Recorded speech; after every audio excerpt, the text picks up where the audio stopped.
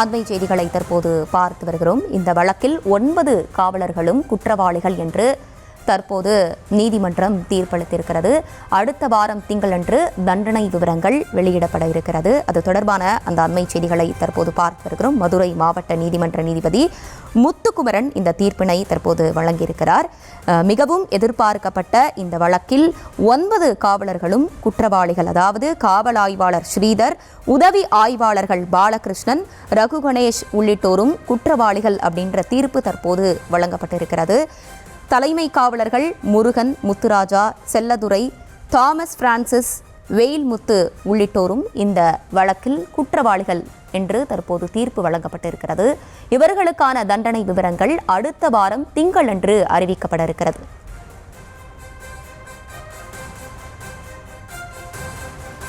தொடர்ந்து விரிவான விவரங்களோடு இணைகிறார் நம்முடைய செய்தியாளர் இந்துமதி. இந்துமதி, வணக்கம்.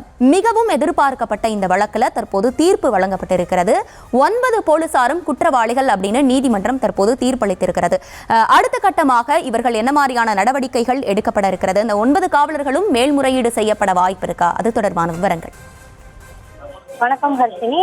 சாத்தான்குளம் தந்தை மகன் கொலை வழக்கில் இறுதிக்கட்ட விசாரணையானது இன்று மதுரை மாவட்ட கூடுதல் அமர்வு நீதிமன்றத்தில் நீதிபதி முத்துக்குமரன் அமர்வில் இன்று விசாரணைக்கு வந்தது. இதில் தந்தை மகன் இருவருக்கும் போலீஸ்காரர்களால் தான் காயங்கள் ஏற்பட்டது எனவும் ஊர்ஜிதமாகிறது எனவும் நீதிபதி முத்துக்குமரன் தெரிவித்திருந்தார்.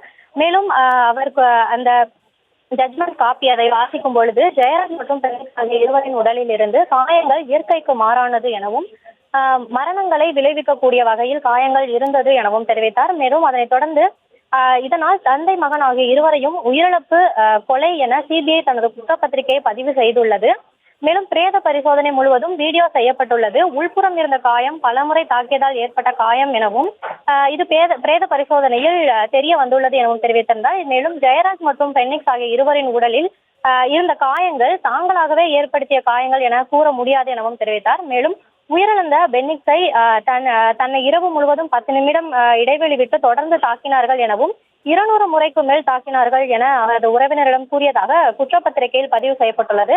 இதனைத் தொடர்ந்து காவல் ஆய்வாளர் ஸ்ரீதர் அடிக்க சொன்னதால் தான் ஜெயராஜ் மற்றும் பெனிக்ஸ் ஆகிய இருவரையும் காவல்துறையினர் தாக்கியுள்ளனர் எனவும் தெரிவித்தார். மேலும் கைகளை கயிற்றில் கட்டி தொங்கவிட்டு தாக்கியுள்ளது பிரேத பரிசோதனை அறிக்கையில் தெரிய வந்துள்ளது எனவும் தெரிவித்தார்.